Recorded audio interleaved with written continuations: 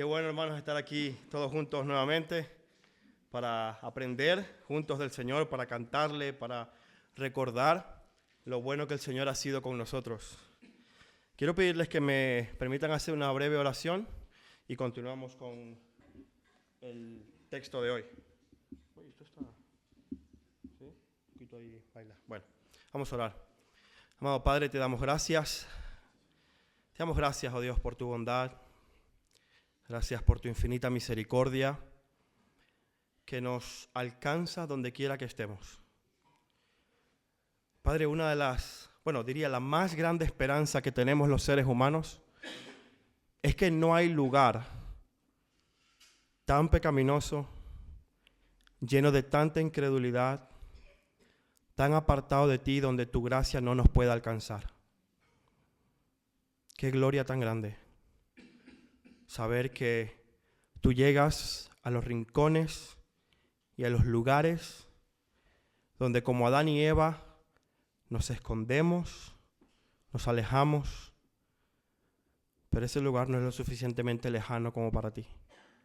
Tu presencia, tu gloria y tu amor por tu pueblo llegan ahí sin ninguna dificultad. Muchas veces, oh Dios, no lo vemos. Muchas veces nos escudamos en el hecho de que no lo sentimos, pero eso no niega la realidad de que tú estás allí con nosotros. Incluso si te conocemos, Padre, y pasamos por momentos de desánimo, de cuestionamiento, de duda, de incredulidad, aún en esos momentos, en los valles de nuestra vida, tú te muestras suficiente y compasivo. Y por eso, Padre, te damos gracias. Y en esta mañana quiero pedirte, Padre, que ayudes a nuestra incredulidad, que nos ayudes a crecer en fe, en confianza única y exclusivamente en nuestro Señor Jesucristo. No en nuestras capacidades, no en nuestras experiencias, no en nuestro entendimiento de la situación, sino única y exclusivamente en la suficiencia poderosa y compasiva de nuestro Rey. Padre, yo te ruego que tú lo exaltes a Él en esta mañana. Que en todo lo que hemos hecho en esta mañana en esta iglesia, y especialmente en este sermón, Cristo sea exaltado y glorificado por su pueblo. Ayúdanos a verlo como es. Quita de nosotros la apatía. Quita de nosotros, Señor, el desánimo. Y ayúdanos a estar maravillados con la grandeza y suficiencia de nuestro Rey. Te lo pedimos en el nombre de Jesús. Amén y amén. Hay pocas cosas tan desalentadoras como escuchar la frase "se acabó". Es hora de volver a la realidad. Generalmente escuchamos esto cuando estamos de vacaciones, en la playa o en la montaña, cualquiera sea tu preferencia, y disfrutas de un tiempo de relajación, disfrute, compañerismo y buena comida. Y de repente, a medida que se acerca la fecha de volver, empieza a invadirte como una sensación de depresión. De decir, hay que volver al trabajo. A veces ni siquiera es cuando estamos de vacaciones. A veces es el fin de semana. Muchos de ustedes están aquí gozándose y cantando hasta que salen por esa puerta y dicen, que mañana hay que tener que trabajar. Mañana tengo que volver a la realidad.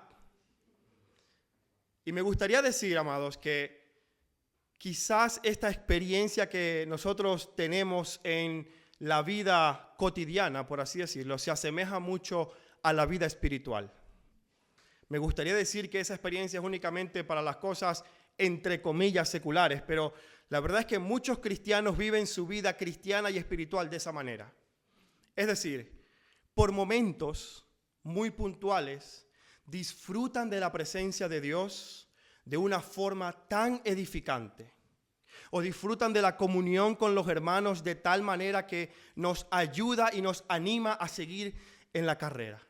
O quizás el domingo el sermón los animó, los desafió, los edificó de una forma especial, pero ahora es lunes. Y ahora hay que volver a la realidad. Yo sé que muchos de ustedes les encantaría vivir metidos en la iglesia, porque sienten que ahí es donde hay bendición, que ahí es donde podemos experimentar la presencia de Dios de una forma más clara. Pero lamentablemente nosotros comenzamos a vivir entonces en la realidad del trabajo, el colegio, el instituto, las clases, los exámenes. Y esa realidad muchas veces parece opacar los pequeños momentos de gloria que nosotros experimentamos en nuestro tiempo devocional. Cuando llegamos a Marcos capítulo 9, nos encontramos con algo parecido. En Marcos capítulo 9 hay dos escenas que contrastan la una de la otra. La primera escena la vimos hace como un mes y medio. Vimos el episodio de la transfiguración.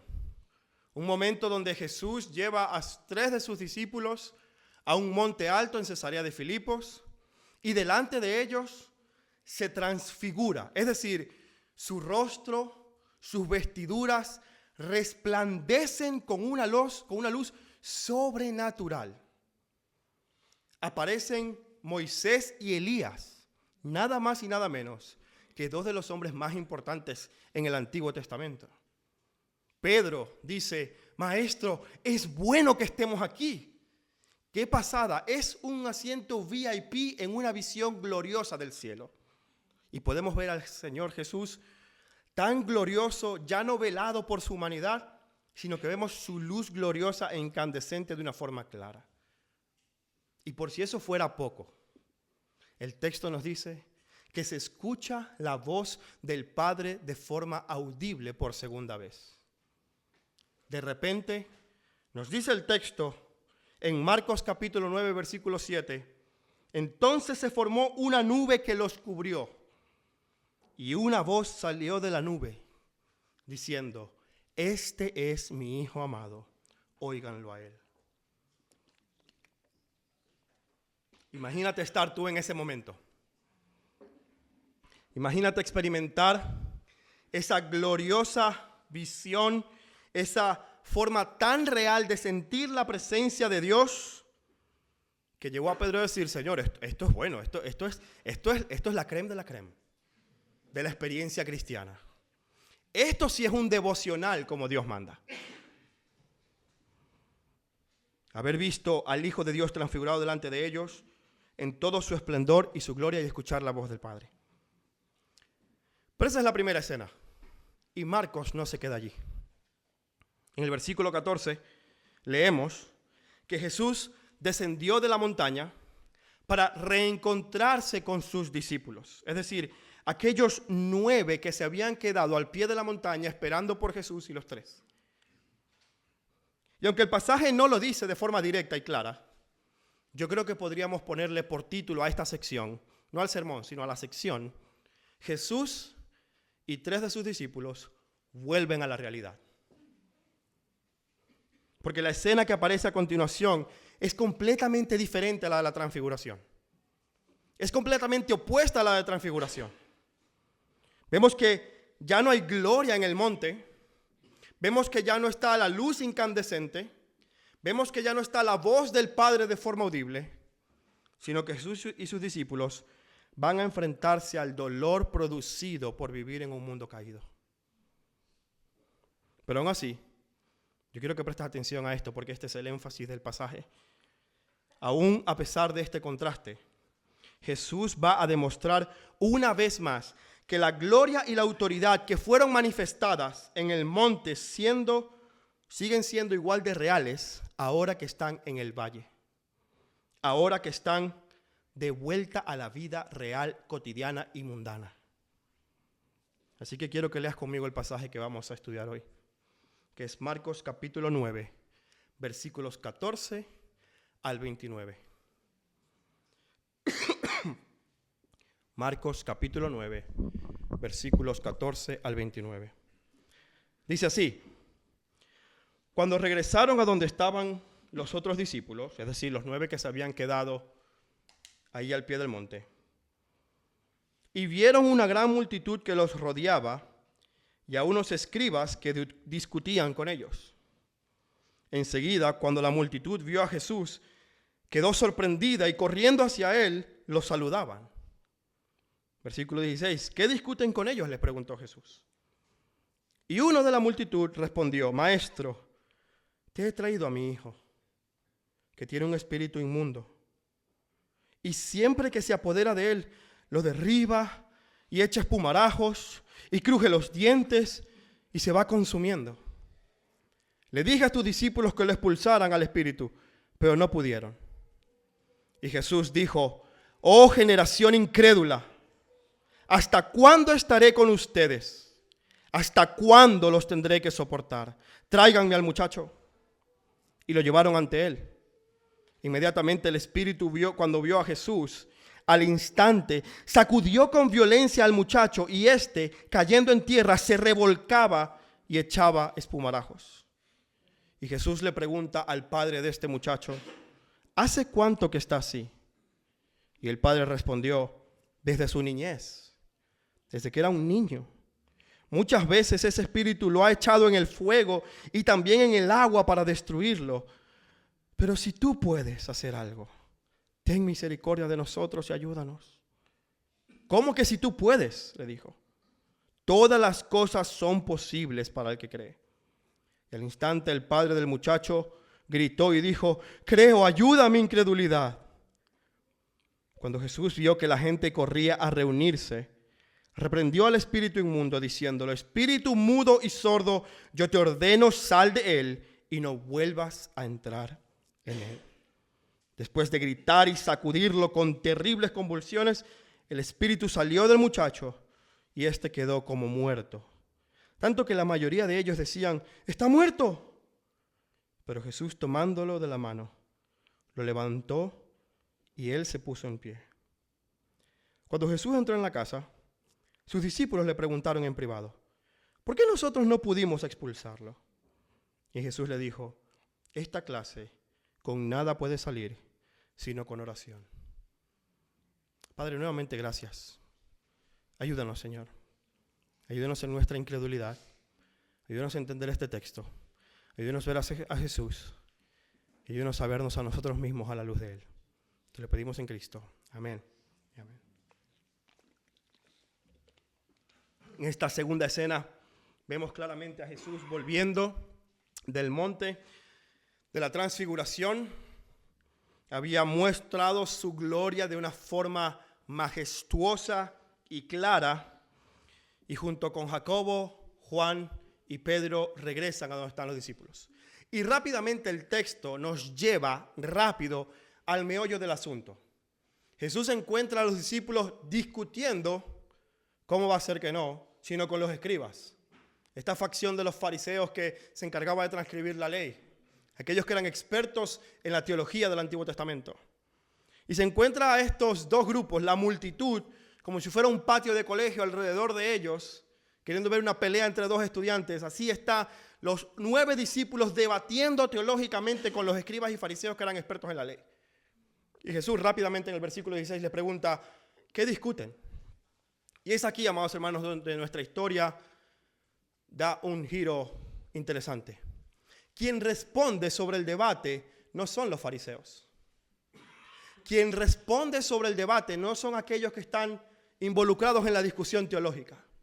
Quien responde al debate en el versículo 17 es uno de la multitud. Es un hombre. Es un padre. Alguien que está completamente desesperado y sin consuelo. Y en este momento nuestro relato nos muestra que esto no se trata simplemente de una discusión teológica. Es aquí donde el debate teológico cobra rostro, se vuelve humano, afecta la vida de alguien que tiene una situación que no puede superar. Y le dice él a Jesús en el versículo 17: Maestro, te he traído a mi hijo que tiene un espíritu mudo. Y paremos allí. Este es el primer problema. Este es el primer toque de realidad que Jesús y sus discípulos experimentan. Ahora vienen bajando de una montaña, hablando, discutiendo. Hemos visto a Elías, hemos visto a Moisés. ¿Qué significa esto que hemos escuchado? Wow, están extasiados con esa experiencia sobrenatural, gloriosa del cielo. Bajan y son sorprendidos por el bullicio acalorado de un debate teológico que luego pone de manifiesto a un hombre real que tiene un problema que no puede superar. Esta realidad contrasta con esa gloria experimentada en el monte. Ya no ven la visión, ya no ven a Jesús, aunque esta vez la voz de un padre sí se escucha.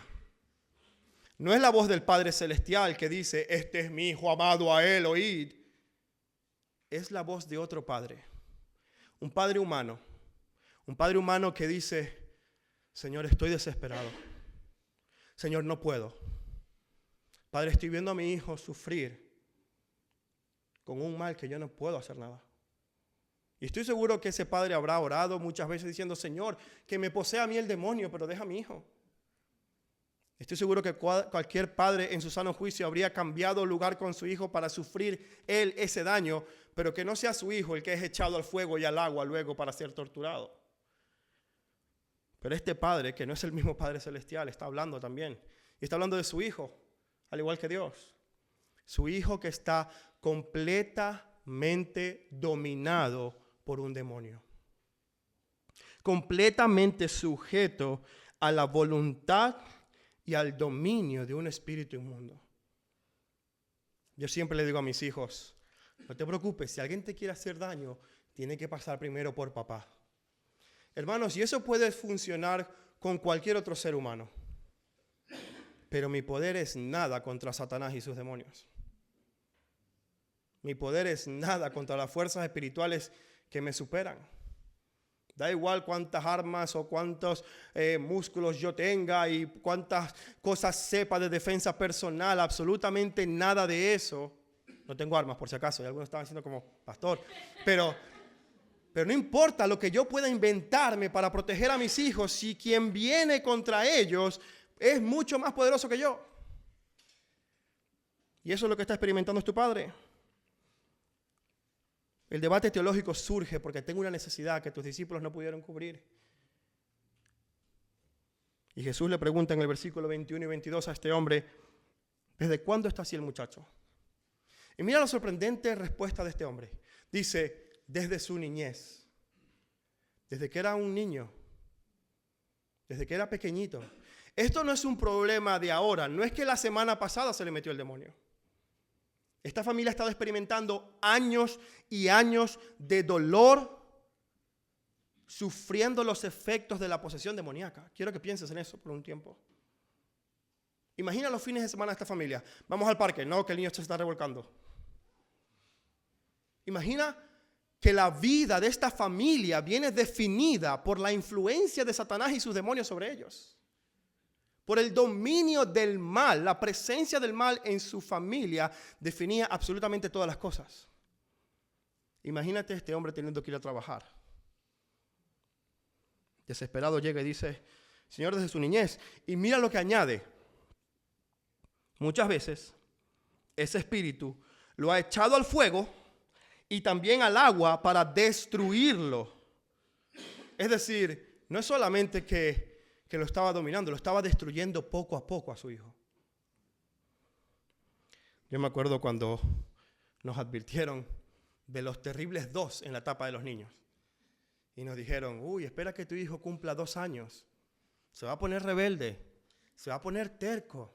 Esa etapa en la que los niños comienzan a expresar la autonomía que están empezando a tener de una forma rebelde. Y yo les voy a decir algo, después de pasar por eso 2 veces, y esperando pasar por eso una tercera vez ahora, he llegado a la conclusión de que no son los terribles 2. Son los terribles 3, son los terribles 4, son los terribles 5. Y les voy a decir algo, mirándome a mí digo, son los terribles 36. O sea, es algo que va toda la vida. Pero este no es el problema que tiene este padre. Él no está enfrentando un problema de crianza. Él no está diciendo, necesito consejería porque es que no sé cómo enseñarle a mi hijo a que se quede quieto en el culto. Esto no es un problema menor. Es un problema inmenso que él no puede superar. Y escucha la gravedad. lo echa al fuego y al agua. Es decir, lo tortura, lo quema, le inflige dolor, pero luego le da alivio para mantenerlo con vida. Para mantenerlo con vida a este muchacho para seguir atormentándolo. Ese es el poder de Satanás. Y ese es el objetivo de Satanás. En el versículo 18, lo derriba, echa espumarajos, cruje los dientes y se va consumiendo. Imagínate por un momento vivir en una situación así. Va apagando poco a poco la vida de este muchacho. La violencia con la que se describen los ataques son sorprendentes. Cualquier padre habría cambiado desde hace tiempo su lugar con él. Satanás vino a matar, robar y destruir. Ese es su único propósito y esta familia lo sabe bien. Ahora, esto contrasta con la transfiguración, donde Dios mostró su gloria, donde Dios mostró su poder. Pero espera un momento, eso fue como unas vacaciones de unas horas. Ahora volvemos a la realidad. Ahora volvemos, lamentablemente, a un mundo que está infestado de maldad. Y amado hermano y amigo, déjame decirte que tú y yo, nosotros también vivimos en un mundo así. Tú y yo vivimos también en un mundo que está infestado por completo de maldad y donde la tarea que nos ha sido encomendada parece imposible. Donde parece que lo que Dios nos ha llamado a hacer es imposible de hacer. Gracias al Señor que estas manifestaciones demoníacas no son tan visibles hoy en día como eran en los tiempos de Jesús. Y creo que eso tiene que ver porque la presencia del Rey de Reyes estaba allí físicamente. Los demonios tenían que reaccionar. Estas posesiones demoníacas probablemente siguen ocurriendo y no las vemos. Gracias a Dios. Nos llenaríamos seguramente muchos de nosotros de temor y decir, ¿y ahora qué hacemos? Pero este aparente incremento que vemos de la maldad en nuestra sociedad, en nuestro mundo, es de lo que nos está hablando este texto. Tú y yo vemos un incremento en la injusticia, vemos un incremento en las guerras, vemos un incremento en los problemas, cada vez escuchamos más malas noticias, cada vez vemos mayor hostilidad al evangelio. John oraba por nuestros hermanos que están perseguidos. Y por si fuera poco, incrementamos peores derrotas en nuestra lucha personal contra el pecado. Cada día nos enfrentamos a las tentaciones y quizás tu experiencia es que cada día caes más y te alejas más del Señor en vez de estar más cerca de Él. Cada vez tu insatisfacción con la vida es mayor, cada vez tienes menos gratitud, cada vez tu queja aumenta, cada vez tienes menos contentamiento, menos confianza en el Señor, mayor es tu ansiedad, mayor es tu temor, mayor es tu depresión, mayores son los conflictos en nuestras relaciones y pareciera que todo lo malo crece, crece y crece y no se va a acabar nunca.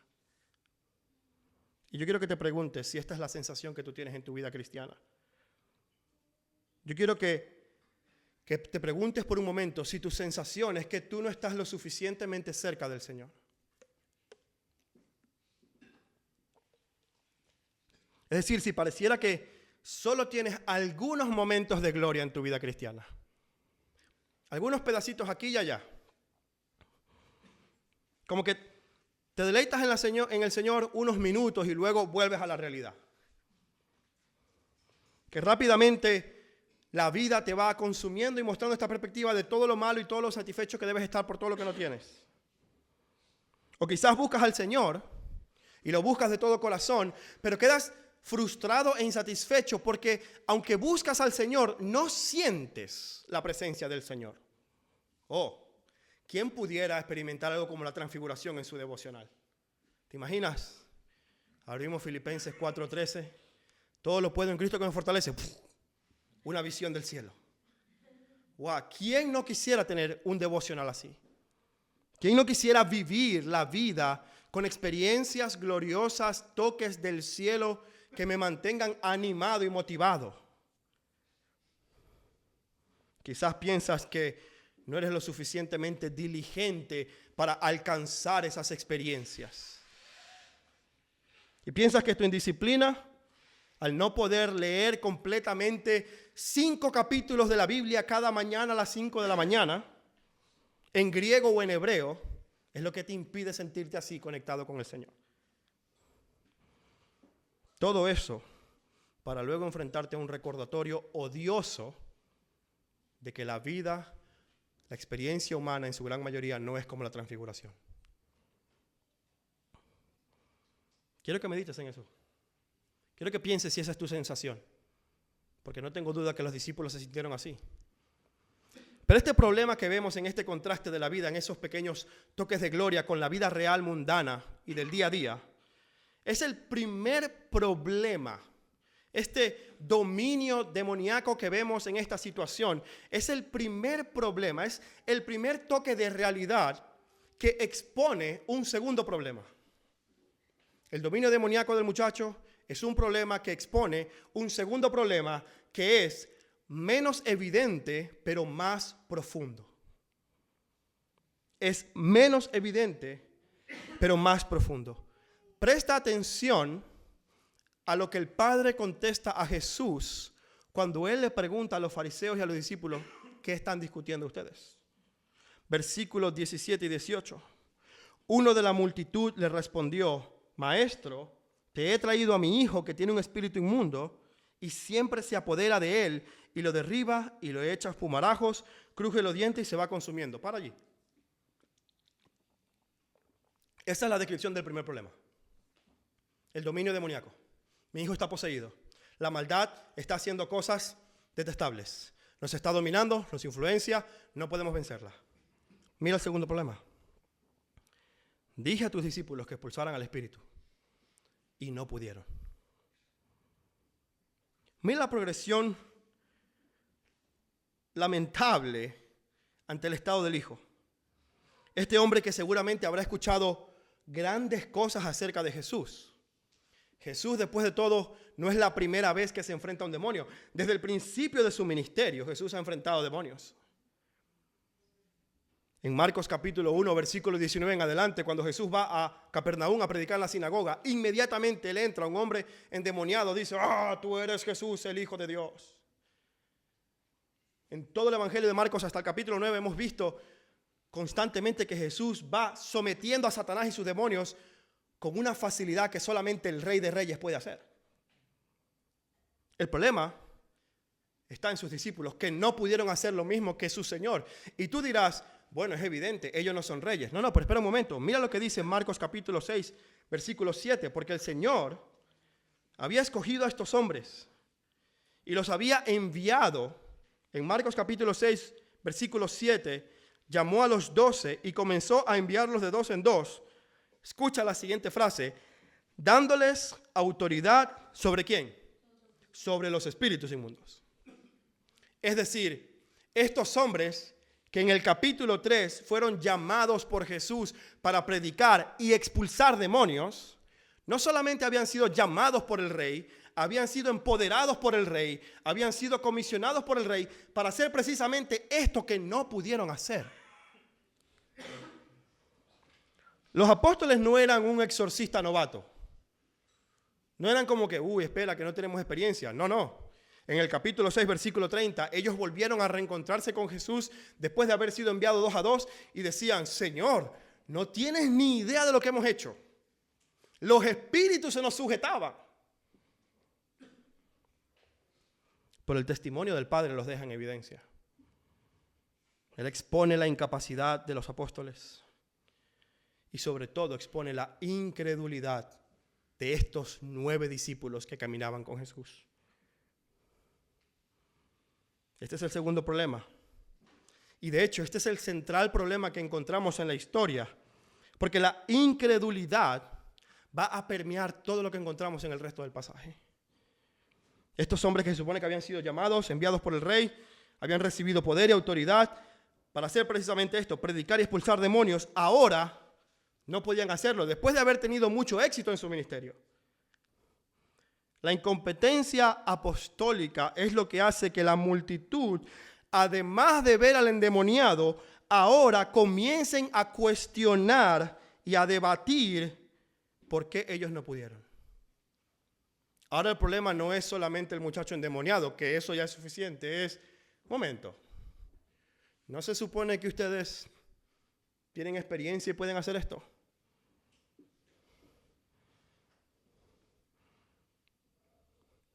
Bueno, la pregunta es, ¿por qué? Tú lees esto y dices, ¿por qué los 9 no pudieron expulsar al demonio? Creo que la respuesta de Jesús en el versículo 19 nos muestra el verdadero problema.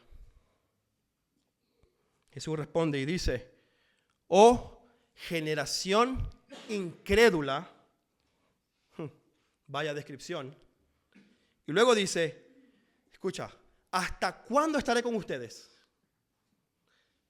Y si no te quedó claro, escucha lo que quiere decir Jesús. ¿Hasta cuándo tendré que soportarlos?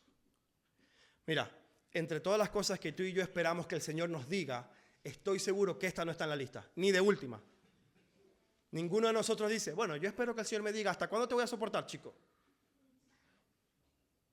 Hay una especie de frustración santa en Jesús, una exasperación al ver la gloria del monte que Él mismo había experimentado con el Padre antes de la encarnación y recordar el mundo al que Él ha descendido, lleno del dolor y las consecuencias del pecado, marcado en este texto por la incredulidad. Su respuesta deja aún más en evidencia a los apóstoles. Los llama generación incrédula. A él, a ellos y a la multitud, a todos. Todos están metidos en ese paquete. Pero Jesús está describiendo la actitud que está permeando toda esta escena. Estos hombres, los discípulos, han creído, creen, pero creen de forma incorrecta. Creen en las cosas incorrectas. Quiero que nos imaginemos por un momento la escena. Jesús está en el monte, llega este hombre desesperado, diciendo, ¿dónde está Jesús? ¿Dónde está Jesús? Y los apóstoles, está arriba en el monte, ¿qué quieres? Tengo un hijo endemoniado. Ah, un endemoniado. No pasa nada, tráelo, nos encargamos. Hay 9 apóstoles, no es solo uno, hay 9. Y el padre va y dice, aquí está. Y de repente sale Andrés y dice, no te preocupes, siéntate y observa. ¡Sal, demonio! Y el muchacho todavía endemoniado. Andrés empieza y dice, espera, ¿no me escuchaste? ¡Sal, demonio! Nada. De repente se levanta Bartolomé y le dice, Andrés, hermano, lo tuyo es la alabanza, lo tuyo es multimedia, lo tuyo es la enseñanza de niños, lo tuyo no es exorcizar. Déjame a mí, hermano, que esos son mis dones. Se levanta Bartolomé y dice, demonio, soy Bartolomé, sal.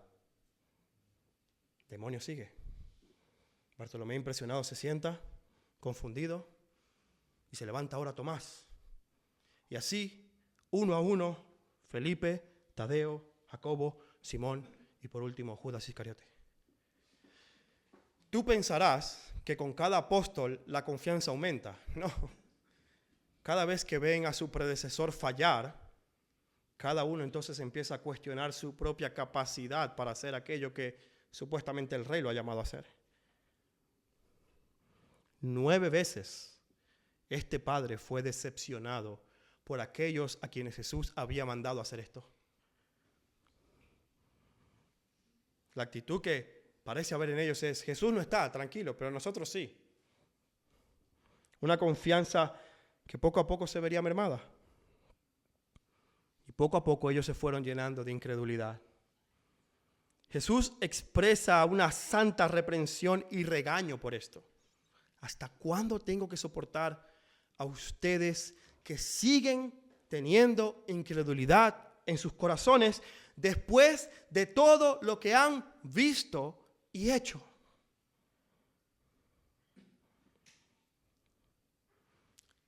¿Quieres que te diga algo? Ojalá la incredulidad fuera únicamente de los apóstoles. Pero aquí hay un problema. La incredulidad es contagiosa.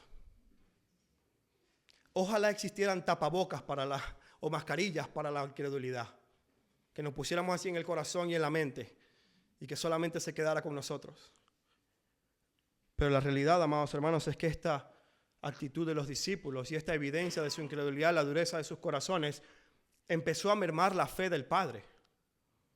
Mira los versículos 21 al 24, cuando Jesús le pregunta desde cuándo está así. Jesús le preguntó al Padre, ¿hace cuánto tiempo que le sucede esto? Desde su niñez, respondió. Y luego describe, muchas veces el Espíritu lo ha echado en el fuego y también en el agua para destruirlo. Y mira lo que añade el Padre. Pero si tú puedes hacer algo, si tú pudieras, por favor, ten misericordia de nosotros. Mira, Jesús reconoce lo que está pasando en el corazón de este hombre. Jesús entiende que es la incredulidad que él ahora está manifestando porque los 9 le fallaron. Y él está diciendo, ¿cómo que si tú puedes? Mira el versículo 24. ¿Cómo que si tú puedes? Le dijo Jesús. Todas las cosas son posibles para el que cree. Y al instante el padre del muchacho dijo, creo, ayuda a mi incredulidad. Esto parece una contradicción. Creo, ayuda a mi incredulidad. ¿Qué significa eso? ¿O creo o no creo? No, lo que ocurre es que tú y yo, al igual que el Padre, somos una mezcla de fe frágil e incredulidad. De confianza inestable y de muchas dudas. De áreas en nuestra vida donde decimos, sí, el Señor es todopoderoso, ¿cómo voy a pagar la cuenta? Esa es la realidad humana. ¿Cómo voy a vencer esta tentación? Sí, aleluya, Cristo, todo lo puedes. ¡Ah! Esto es lo que ocurre con este hombre. Imagina esto, él ha escuchado, Jesús una vez expulsó una legión de demonios. No sabemos cuántos eran, pero más de uno era, y el tuyo solo tiene uno. O sea que por matemática puede ayudarte en tu problema. Ve a Jesús, él trae a su hijo desesperado, no lo encuentra, dice, no está Jesús, están sus apóstoles, es lo mismo, me han dicho que ellos también pueden, vamos a hacerlo, y de repente, no, 9 veces. Y ahora él dice, bueno, si ustedes no pueden, ¿acaso Jesús tú puedes hacer algo?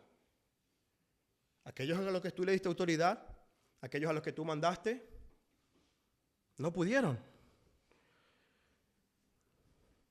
Esta es lo contagioso que es la incredulidad de los apóstoles, que ahora está afectando la fe de este hombre que había venido convencido que se iría con su hijo sano y salvo. Y ahí dice, si tú puedes. ¿No te parece curioso que el poder divino y la suficiencia del rey sean puestos en duda por la incredulidad de quienes más lo conocen? Piensa en esto. La suficiencia y el poder de Jesús ahora es puesto en duda por este padre y la multitud por la incredulidad de aquellos que estaban más cerca de Jesús. Y esta es la respuesta que Jesús le da a este hombre. ¿Cómo que si yo puedo? Claro que puedo. Para el que cree, todas las cosas son posibles. Yo me imagino a los discípulos diciendo, bueno, no a todos, que nosotros creemos. Esa fue una indirecta, creo yo, del Señor a los discípulos y quizás no la atendieron. Pero el Padre sí. El Padre dijo, yo reconozco, Señor, reconozco mis dudas, reconozco mi fe frágil, reconozco que no puedo, que no creo. Ayúdame en mi incredulidad porque yo quiero creer. Y tú y yo somos iguales. Una mezcla de ansiedad con fe frágil. De angustia que parece piadosa con una confianza inestable en nuestro Señor Jesús. Quiero decirte cómo se ve esto de forma más clara en nuestra vida muchas veces. Todos nosotros sufrimos los problemas de la economía. Aquí ninguno es jugador de fútbol para decir, no pasa nada. Todos aquí, los que estamos en este edificio, por lo menos sé que sufrimos más o menos los problemas de la economía. Ahora que subió el combustible por el tema de la guerra y otros productos, se nota. Llenar el tanque ya no es lo mismo. Y empiezas a decir, ¿y ahora? ¿Cómo voy a usar el coche? Y esto es una realidad, nadie quiere negar eso. Ahora, el próximo mes, creo que es, o en julio, no sé cuándo es, van a volver a incrementar el impuesto de la luz. Lo siento si no lo sabías, viene en julio, prepárate. 10% más de impuestos sobre la luz. Y uno le dice, ¡buah! ¿Y entonces? La gasolina más cara, la luz más cara, la comida más cara, y tu vida se ve afectada y definida en lo que puedes o no puedes hacer según tu bolsillo. Ok, yo quiero decirte que hay algo que te afecta más que la economía. Hay algo que define tu vida más que la situación económica del país donde estás. ¿Sabes qué es? La incredulidad. La incredulidad es lo que realmente define tu vida. Porque por muchos problemas económicos que haya en la sociedad, la incredulidad es lo que hace que tú veas eso como un problema insuperable, en vez de confiar que el Señor, con más o con menos, va a sostener tu vida y tiene cuidado de ti. No estoy diciendo que te va a prosperar millones, pero va a tener cuidado de ti y te va a sostener. Él no va a permitir que tú seas consumido. Si estás siendo sabio y diligente, Él va a proveer. La incredulidad es lo que hace que los problemas se vean problemas insuperables. Y tú dirás, es que mis problemas son difíciles. ¿Sabes qué es difícil? Vencer un demonio. Eso sí que es difícil. ¿Y sabes quién pudo hacerlo? El Rey suficiente. El problema que vemos en este texto no es que hayan demonios que quieran hacer el mal. Es la falta de confianza en un Rey que es suficiente para vencer ese mal. Y en el caso de los discípulos, en vez de una confianza en el Rey, una confianza en sí mismos de pensar que ellos pueden vencer ese mal. A veces la incredulidad se manifiesta en dudar del Señor, o a veces se manifiesta en creer en mí mismo más que en el Señor. Creer en mi entendimiento de la situación, creer en que yo sé lo que tengo que hacer, creer en que yo puedo vencer esto. Y eso es una forma de incredulidad. ¿Y sabes cómo nos los muestra el texto? Nos los muestra al final de este pasaje, en el versículo 28. Mira la pregunta que hacen los discípulos. ¿Por qué nosotros no pudimos? ¿Por qué yo no pude, Señor? ¿Cómo es que tú sí y yo no? ¿Qué hiciste? Repite otra vez la orden que le diste al demonio, porque a lo mejor fue que no lo dije bien. ¿Por qué yo no pude? El enfoque en esta pregunta está en ellos, no en el Señor. Está en su capacidad y en su experiencia, no en la suficiencia de Cristo. Jesús ya les había dicho, para el que cree todo es posible, pero no para el que cree en sí mismo. No para el que tiene fe. La fe en sí misma no es nada. Muchos confunden el mensaje del Evangelio creyendo que hay que tener fe. ¿Fe en qué? ¿O en quién? ¿En ti? ¿En tu inteligencia? ¿En tu sabiduría? ¿En tu poder? No. Fe en el único que sí es suficiente, que es el Señor, no nosotros. Estos discípulos habían dicho, nosotros hemos hecho antes esto, ¿por qué no podemos ahora? Quiero decirte lo que significa fe. Fe significa confianza. Fe significa confianza. Tú puedes confiar en ti mismo, tú puedes confiar en tus circunstancias, tú puedes confiar en tu futuro por las cosas que estás haciendo ahora, o tú puedes confiar en el único que tiene el control sobre todas las cosas. Los dos son fe, los dos son confianza. En quién está depositada esa confianza es lo que cambia. Y por eso Jesús les contesta diciendo, esta clase solo sale con oración. Y hay muchas opiniones sobre esto. Mucha gente ha dicho, hay un tipo de demonio que solo sale con oración. Bueno, yo no estoy tan seguro de que eso sea lo que la Biblia quiere enseñar. Tampoco es el punto del pasaje. No es una clase de demonología, qué tipo de demonios y los rankings, no es eso. Jesús está usando la oración porque la oración evidencia la dependencia del poder divino. Uno no ora diciendo, Señor, gracias por lo que me has dado porque yo puedo vencer. No, uno ora, Padre, yo te pido que por favor tú, por tu misericordia, liberes a este hombre. La oración evidenciaba, la falta de oración evidenciaba la incredulidad de los discípulos. Jesús no está, pero yo sí, yo lo puedo hacer. En vez de decir, Jesús no está, bueno, vamos a pedirle al Rey que nos ha dado poder y autoridad sobre estos espíritus. Padre, te rogamos a ti, que todo lo puedes, que por tu poder y por tu autoridad, tú saques a este demonio. ¿Ves la diferencia? ¿Ves lo que está mostrándoles el Señor a ellos de forma implícita en sus respuestas? Sí, Dios los llamó, Dios les dio autoridad, Dios los envió a que hicieran esto. Pero escúchame, el llamado y los dones son nada si no hay dependencia. El llamado y los dones son nada si no hay dependencia. Te voy a poner un ejemplo de esto mucho más visible en mi vida. El Señor me ha llamado a predicar, me ha llamado a pastorear, me ha dado los dones. Yo puedo pararme aquí diciendo, Señor, qué texto tan sencillo, la exégesis está clarísima. Padre, el punto del pasaje es este. Gracias por este cerebro que me diste, no te preocupes, yo me encargo. Luego predico con elocuencia y ninguno de ustedes es realmente transformado por las palabras que salen en mi boca. Ustedes escuchan, interesante, bien, vale, mi confianza en Cristo no ha crecido, no me arrepiento de mi incredulidad y sigo mi vida como voy. Y luego en oración yo voy y digo, Señor, ¿pero qué pasó aquí? Tú me llamaste y me diste los dones. ¿Cómo es posible que yo no pudiera transformar el corazón de mis hermanos? ¿Cómo es posible que yo no pudiera hacer que los incrédulos que estaban presentes en el sermón se convirtieran? ¿Cómo es posible que no lo pude hacer yo? Y el Señor, que espero que no me cachetee santamente, me dirá, ¿y quién te dijo a ti que tú puedes hacer eso?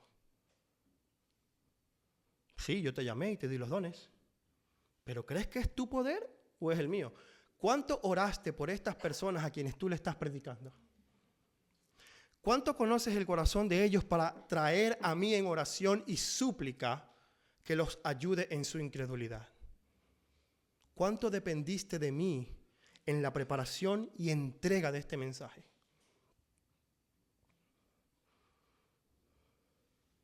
Esta clase de ministerio solamente se puede llevar a cabo con la oración.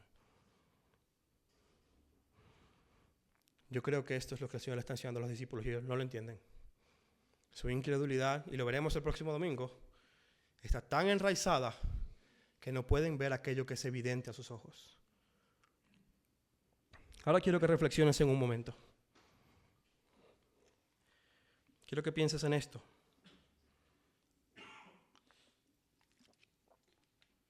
Esta es la realidad a la que Jesús descendió para enfrentarse. Jesús estaba muy bien en ese monte. Jesús estaba disfrutando de la gloria del Padre con la que había venido a este mundo. Jesús decidió no quedarse en ese monte. Jesús descendió con sus discípulos y lo que se encontró contrastó mucho con la transfiguración. Lo que encontró fue dominio demoníaco e incredulidad apostólica. Vaya títulos. Qué esperanzador. Jesús no decidió quedarse cómodo allí en su gloria, disfrutando de la santidad. Él descendió y se encontró con el dolor humano real.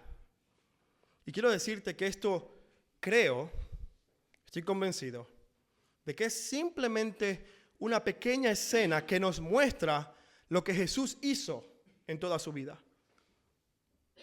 Hay un pasaje en la Biblia en Filipenses capítulo 2, versículos del 5 al 8, en el que Pablo, hablando a la iglesia de Filipos, le describe este mismo movimiento que Jesús hizo en Marcos 9. En Marcos 9 Jesús estaba en la montaña lleno de gloria y descendió para encontrarse un mundo dominado por el dolor y el caos y la incredulidad. Eso fue en Marcos 9, pero es que ese pequeño episodio es un reflejo de la vida de Jesús.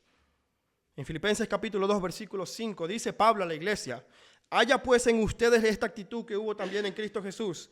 ¿Qué actitud, Pablo?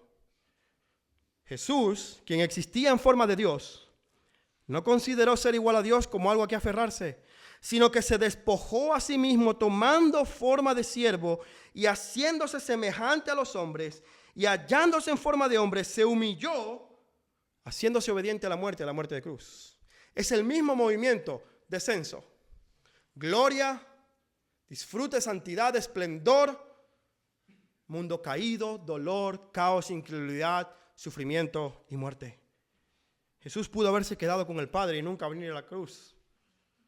No habría pecado, no tiene necesidad, Él no lo necesita. Pero Él vino, Él decidió descender, no solamente del monte de la transfiguración, descendió de su gloria eterna para venir a lidiar con tu incredulidad y la mía, para venir a lidiar con tu pecado y el mío, para venir a ensuciarse las manos y llenarse de todo este fango en el que tú y yo nos encontramos para liberarnos. Y amado amigo que hoy nos visitas, esto es lo que Jesús hizo aquí en la cruz. Por eso la Biblia no dice, ten fe en que tú puedes. No, dice, mira el estado en el que tú estás y mira quién te vino a rescatar.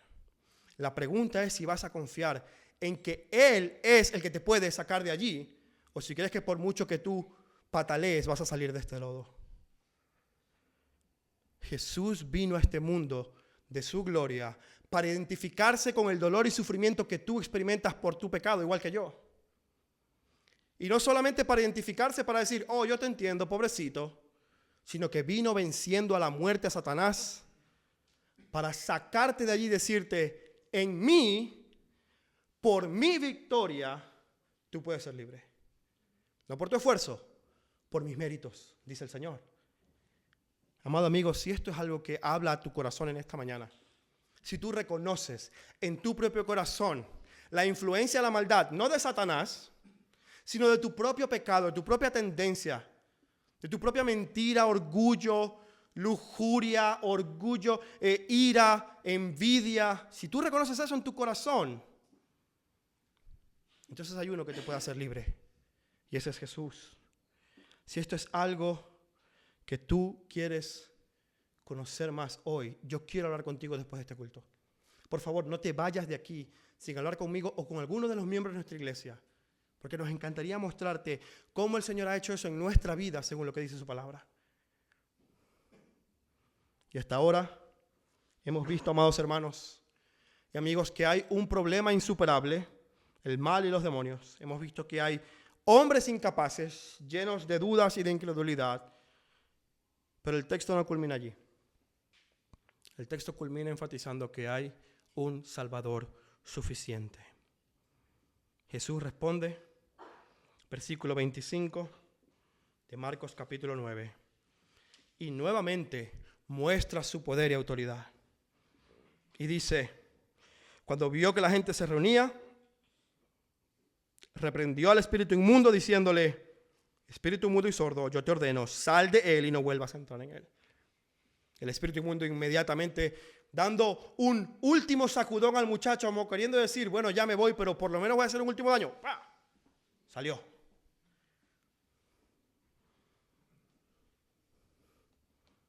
Jesús es un suficiente Salvador. Jesús es suficientemente todopoderoso para someter a Satanás sin esfuerzo. Pero no solamente es eso, Jesús es suficientemente compasivo como para querer hacerlo. Esto es lo que nos muestra el texto. Su suficiencia en poder y su suficiencia en su compasión. Es lo que pide el Padre. Si tú puedes, ten misericordia. Y Jesús le dice, ¿cómo que si puedo? Te muestro mi poder y mi misericordia. Amada iglesia, este texto nos desafía. Nos confronta de una forma poderosa porque nos muestra que muchos de los problemas que nosotros enfrentamos en nuestra vida son problemas por la incredulidad que hay en nuestros corazones. Y yo quiero terminar este sermón con una pregunta. No se preocupen, ya voy a terminar. Tenía 6 semanas que no predicaba, tienen que tener paciencia. Venía emocionado.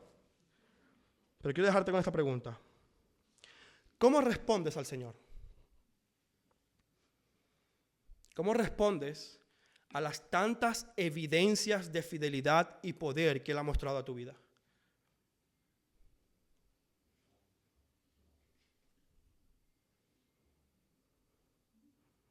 Jesús mostró aquí en Marcos 9 que la gloria del monte, que la gloria y el éxtasis espiritual de la transfiguración no eran únicamente para ese momento, sino que su gloria, poder, autoridad y misericordia son también para el valle de la vida. Para cuando a ti y a mí nos toca volver a la realidad. Para que cuando mañana a las 8:30 de la mañana o a las 9 estés recibiendo un mensaje de tu jefe o el tren se vuelva a parar, tú vuelvas a pensar, Jesús es suficiente. No necesito la transfiguración. Necesito creer que mi Salvador es suficiente. La pregunta es, ¿cómo respondes? La pregunta es, ¿dónde o en quién está tu fe? Amén. Vamos a orar. Amado Padre, yo quiero reconocer delante de ti mi incredulidad. Padre, porque yo soy como estos apóstoles y lo confieso delante de ti y de mis hermanos. Muchas veces cumplo tu llamado en mis propias fuerzas. Muchas veces soy como el Padre, me enfrento a situaciones que no puedo superar, temblando y dudando y no recordando quién eres tú. Padre, así somos todos. Y por eso queremos pedirte, rogarte, Señor, nuestra oración después de escuchar este sermón es la misma oración de este Padre. Mi Dios, yo creo, pero ayúdame en mi incredulidad. Mi Dios, mi fe es frágil, es débil, a pesar de que tú me recuerdas que tú eres un suficiente Salvador. Te rogamos, ayúdanos en nuestra incredulidad. En Cristo Jesús oramos. Amén y amén.